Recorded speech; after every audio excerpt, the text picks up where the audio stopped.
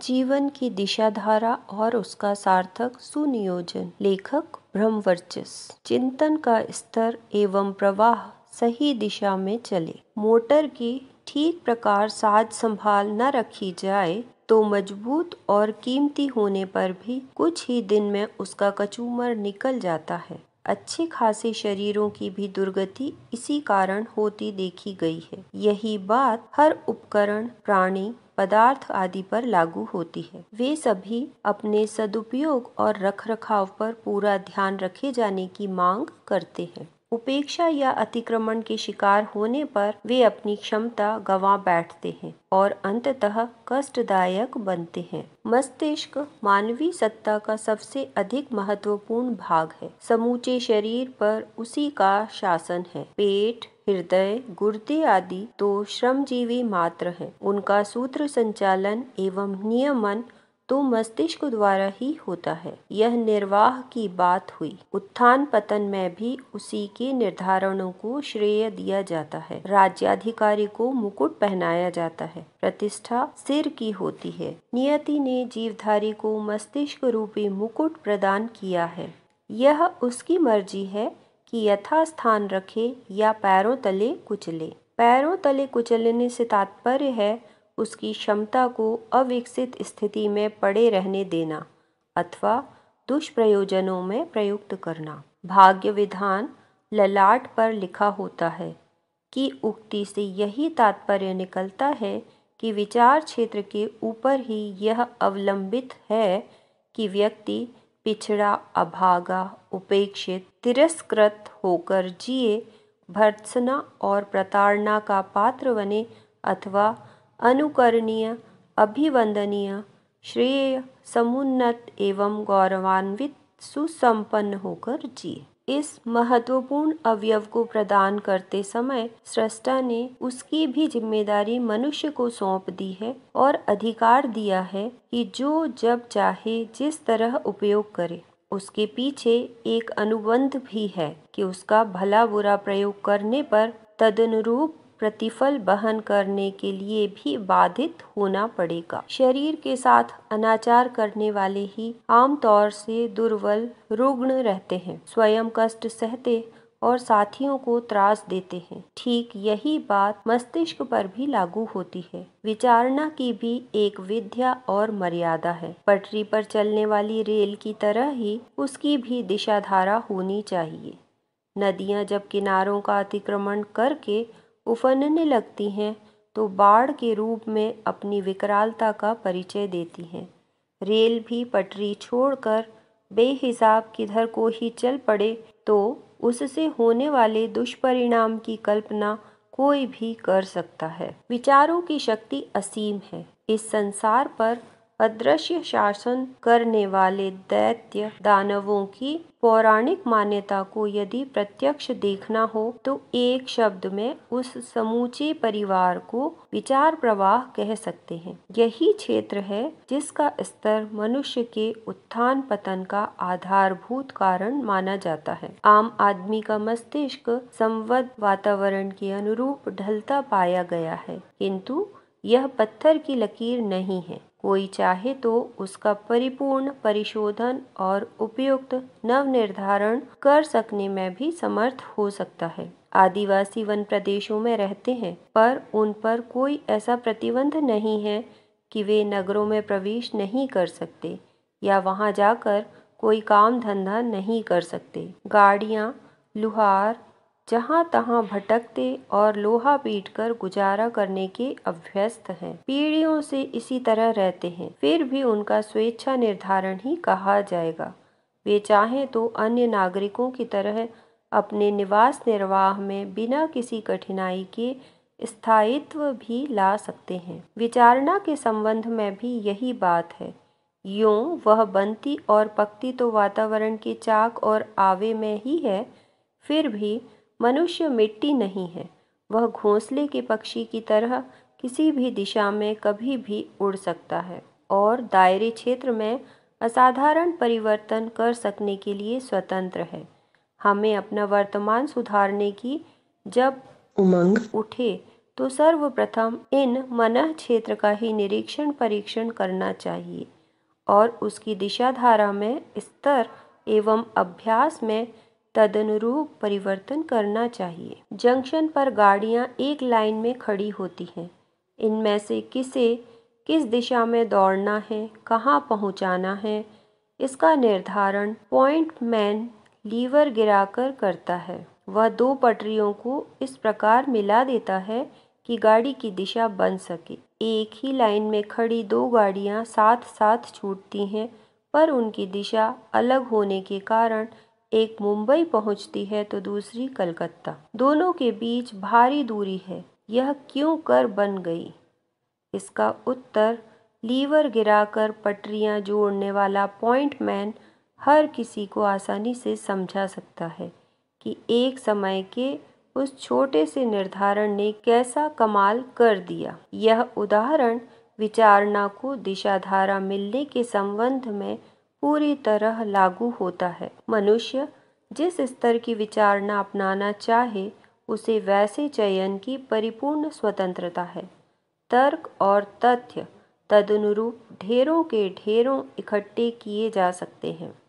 मित्र संबंधी साथ नहीं देंगे, परिस्थितियां प्रतिकूल बनेंगी, घाटा पड़ेगा और भविष्य अंधकार में घिरा रहेगा। इस स्तर की निराशाजनक कल्पना के पक्ष में अनेकों तर्क सोचे जा सकते हैं। संगति बिठाने वाले ढेरों ऐसे उदाहरण भी मिल सकते हैं जिनमें कल्पित निराशा का समर्थन करने वाले घटनाक्रम घटित हुए हों। निराशा को अंगीकार करने वाला अपने पक्ष को पुष्ट करने के लिए अनेकानेक कारण ढूंढ सकता है, साथ ही जोर देकर कह भी सकता है कि उसने जो सोचा है गलत नहीं है। रुख बदलते ही दूसरे प्रकार के तर्कों और उदाहरणों का पर्वत खड़ा हो जाएगा। आशा और उत्साह की उमंगें उठें, उज्जवल भविष्य पर विश्वास जमे तो फिर उस स्तर के तर्कों की कमी न रहेगी। हेय परिस्थितियों में जन्मे और पले व्यक्तियों में से कितनों ने असाधारण प्रगति की और आशाजनक सफलता प्राप्त की है।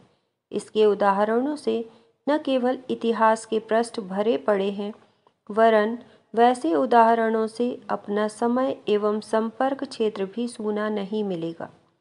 वैसा अपने लिए क्यों नहीं हो सकता? जो काम एक कर सका उसे दूसरा क्यों नहीं कर सकता? इस प्रकार के विधेयक विचारों का सिलसिला यदि मनः क्षेत्र में चल पड़े तो न केवल वैसा विश्वास बंधेगा वरन प्रयत्न भी चल पड़ेगा और असंभव न रहेगा कि उत्कर्ष की जो साध संजोई थी वह समयानुसार होकर रहे। कहा जाता है कि शरीर बल, सूझबूझ, साधन और सहयोग से कठिनाइयों का हल निकलता और प्रगति का द्वार खुलता है। यह कथन जितना सही है उससे भी अधिक सही यह है कि मनोबल बाजी जीतता है, वही सबसे बड़ा बल है। शरीर के दुर्बल और साधनों की दृष्टि से अभावग्रस्त होते हुए भी कितने ही व्यक्ति महत्वपूर्ण सफलताएं प्राप्त कर सकने में समर्थ हुए हैं। इनमें उनके मनोबल ने ही प्रमुख भूमिका निभाई है। मनोबल को बढ़ाने और अक्षुण्ण रखने के लिए आवश्यक यह है कि आशा भरे सपने देखे जाएं, रचनात्मक दृष्टिकोण अपनाकर वर्तमान परिस्थितियों में भी आगे बढ़ने का, ऊंचा उठने का ढांचा खड़ा किया जा सकता है और उस उत्साह भरे पराक्रम के सहारे सफलता के स्तर तक पहुंचा जा सकता है। कल क्या होने जा रहा है यह किसी को भी विदित नहीं है, न वैसा कुछ नियति निर्धारण है। मनुष्य स्वयं ही किसी रास्ते का चयन करते हैं, अपने ही पैरों चलते हैं और अपनाए गए मनोरथ के अनुरूप किसी लक्ष्य तक पहुंचते हैं। कौन किस स्तर का चयन करे, किसके पैर किस राह पर चले, यह उसका अपना फैसला है। दूसरे तो हर बुरे भले काम में साथ देते और रोक टोक करते देखे गए हैं। उनमें से किन्हें महत्व दिया जाए, किन्हें न दिया जाए, यह फैसला अपना ही होता है। यह सोचना व्यर्थ है कि परिस्थितियों या संबंधियों ने उन्हें दबाया और ऐसा करने को विवश किया जैसा कि मन नहीं था। यह बात मात्र दुर्बल मनोबल वालों पर ही लागू होती है। मनस्वी जानते हैं कि कोई किसी को बाधित नहीं कर सकता। मनुष्य की संरचना इतनी दुर्बल नहीं है कि उस पर दूसरों के फैसले लद सके और अपरिहार्य बन सके। एक समय की भूल दूसरे समय सुधर भी सकती है। आज की सहमति को कल की असहमति में भी बदला जा सकता है। परिवर्तन काल की उथल पुथल में कुछ अड़चन असुविधा तो होती है, पर नया रास्ता बन जाने की भी संगति मुड़ तोड़ कर बैठ ही जाती है। दोष जिस तिस को देने और गुण इस उसको गाने से सिर्फ मन हल्का होता है। मूलतः चयन अपने ही रुझान का होता है। साथी और समर्थ तो बुरे से बुरे मार्ग पर चलने वालों को भी मिल जाते हैं, और श्रेय पथ पर चलने वालों को भी कहाँ हर किसी का समर्थन प्राप्त होता है। उन्हें भी ढेरों लोग मूर्ख बनाते और रास्ते में रोड़े अटकाते हैं। अस्तु दूसरों को महत्व देना हो तो उतना ही देना चाहिए कि उनका अस्तित्व तो है, पर इतना नहीं कि किसी को उनके पीछे चलने के लिए विवश ही होना पड़े। आखिर स्वतंत्र चिंतन भी तो कोई वस्तु है। मस्तिष्क तो अपना है, उस पर अपना अधिकार नहीं। संकल्प बल के विचारों को दिशा नहीं दी जा सकती है, और जो चल रहा है उसमें परिवर्तन प्रत्यावर्तन की संभावना नहीं है, ऐसा मानकर नहीं चलना चाहिए। विचारणा में जिस स्तर का अभ्यास पड़ गया है, एक बार उसके खरे खोटे होने पर नए सिरे से पर्यवेक्षण करना चाहिए, और जिन अनुपयुक्त अभ्यासों का कूड़ा कचरा भरा पाया उसे साहस पूर्वक बुहार फेंकना चाहिए। लौट लौट कर आने की कठिनाई तो घर में चमगादड़ों का घोंसला हटाने पर भी आती है। भगा देने पर भी वे लौट कर आती हैं। फिर भी वे इतनी प्रबल नहीं हैं कि गृह स्वामियों के निश्चय को पलट सकें। उन्हें झक मारकर अपना घोंसला अन्यत्र बनाना पड़ता है।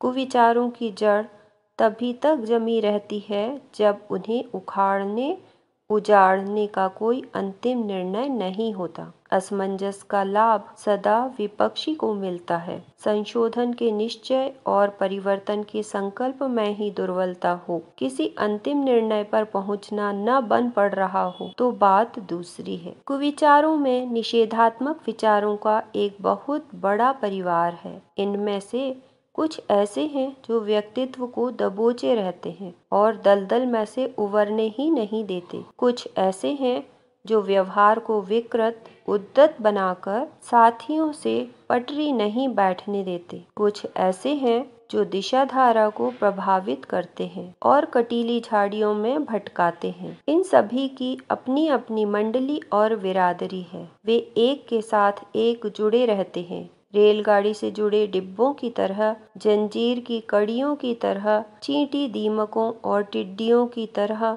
उन्हें झुंड बनाकर साथ साथ चलते देखा जा सकता है। किंतु साथ ही यह बात भी है कि रानी मक्खी के उड़ जाने के उपरांत छत्ते की अन्य मधुमक्खियां भी इच्छा या अनिच्छा से अपनी अधिष्ठात्री के साथ चली जाती हैं। इसी प्रकार विचारों के परिकर भी जड़ जमाते और सर पर पैर रखकर उल्टे पांवों पलायन करते भी देखे जाते हैं। निज के व्यक्तित्व को गर्हित करने वालों में निराशा, आलस्य, प्रमाद, भय, चिंता, कायरता, लिप्सा स्तर की दुष्प्रवृत्तियों की गणना होती है। दूसरों से संबंध बिगाड़ने में क्रोध, आवेश, अहंकार, अविश्वास, लालच, अनुदारता जैसी आदतों को प्रमुख माना जाता है। भविष्य को बिगाड़ने में चटोरेपन, प्रदर्शन, बड़प्पन, दर्प, अविवेक, अनौचित्य जैसी उद्दंडताओं का परिकर आता है। मर्यादाओं की अवज्ञा करने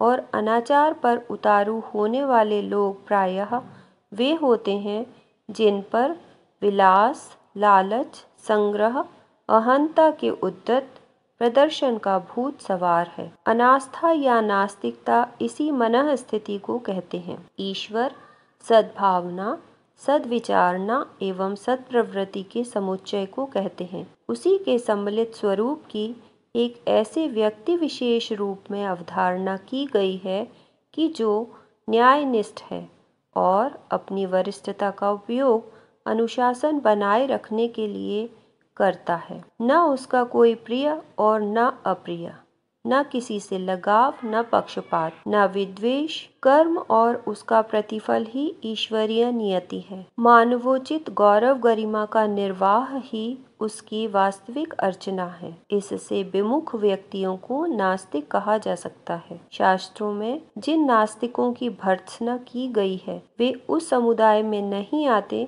जो पूजा अर्चा से आनाकानी करते हैं, वरन वे हैं जो उत्कृष्टता के प्रति अनास्था व्यक्त करते हैं। आस्था अनास्था की परख किसी के चिंतन के स्तर एवं प्रवाह की कसौटी पर ही हो सकती है। भगवान को मस्तिष्क में विराजमान माना गया है। शेषशायी विष्णु का क्षीर सागर वही है। कैलाशवासी शिव का निवास इसी मानसरोवर के मध्य में है। कमल पुष्प पर विराजमान ब्रह्मा जी का ब्रह्मलोक यही है। तिलक चंदन इसी पर लगते हैं। आशीर्वाद वरदान के लिए उसी का स्पर्श किया जाता है। विधाता को जो भाग्य में लिखना होता है उसी पटल पर लिखते हैं। विचार तंत्र की गरिमा जितनी अधिक गाई जाए उतनी ही कम है। इसे ब्रह्मांड की विराट ब्रह्म की अनुकृति कहा गया है, जिसने मन संस्थान का परिशोधन परिष्कार कर लिया। समझना चाहिए कि उसने तपश्चर्या और योगाभ्यास की आत्मा से संपर्क साध लिया।